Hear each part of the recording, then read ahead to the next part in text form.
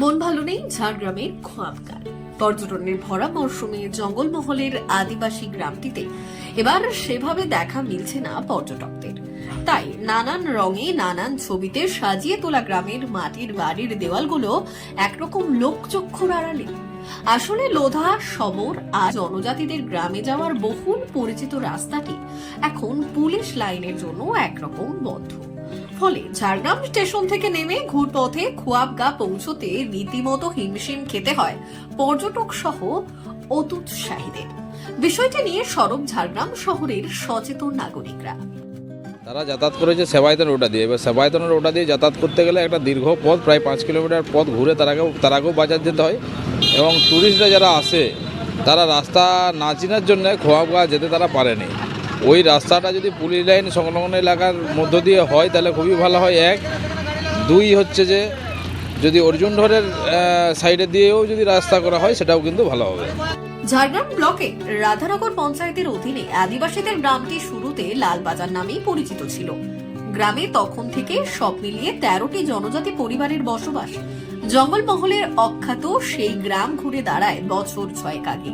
কলকাতার চলচ্চিত্র একাডেমির সৌজন্যে রূপ বদলে পরিচিতি পায় খোয়াবগাঁ নামে। তবে বেসরকারি উদ্যোগে পরিচিতি পেলেও তেমন ভাবে মেলেনি সরকারি সহায়তা। অভিযোগ পানীয় জলের পাম্পটিও বছর 3 ধরে বিকল।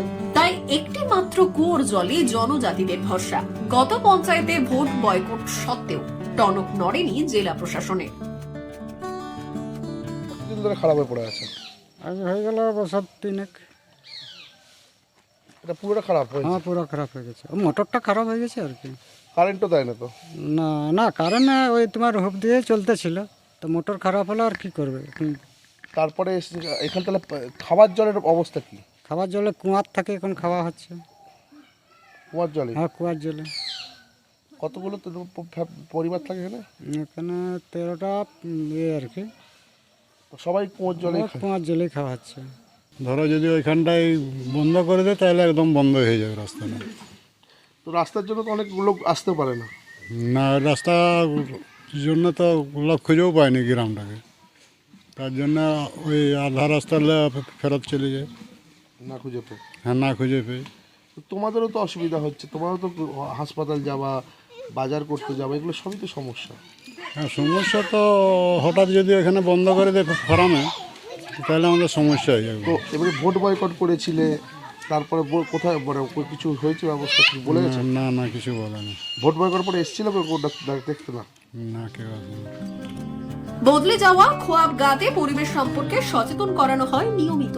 চারু ও কারুশিল্পের মাধ্যমে আদিবাসীদের স্বাবলম্বী করে তুলতে নানান প্রশিক্ষণ শিবিরেরও আয়োজন করে চালচিত্র একাডেমি।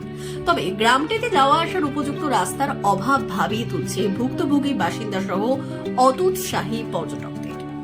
আমাদের রাস্তাটা পুলিশ ক্যাম্পের ওখানে বন্ধ করে দিয়েছে, সেই জন্য মানুষ আসা অনেক কমে গেছে। আগে তো এই সময় প্রচুর লোক থাকতো। হ্যাঁ, প্রচুর ভিড় হতো, ওখানে গাড়ি রাখার জায়গা হতো না, এখন অনেক কমে গেছে। তো বাইরের লোক এলে তো রোজগারটাও হতো কিছু। হ্যাঁ, কিছু এদিকে জিনিস কেনা, হাতের জিনিস হ্যাঁ। তো রোজগার হতো, সেই রোজগারও বন্ধ। তাহলে হ্যাঁ, এখন এগুলো বন্ধ, রোজগারটাও বন্ধ।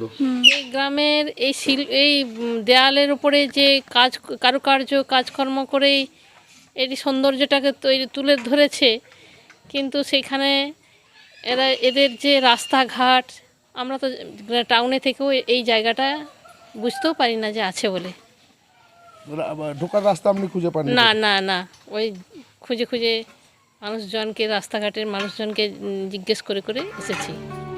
লোধা শবর কর্মী ছেলে মেয়েদের রং তুলির টানে দেওয়ালগুলির অপরূপ শিল্পকর্ম বছর বছর বদলে যায়। তাদের শৈল্পিক ভান্ডারে জমতে থাকে কার্টুন কুটুম, কাঁথা স্টিচ সহ হাতে তৈরি নানান কারুকার্য।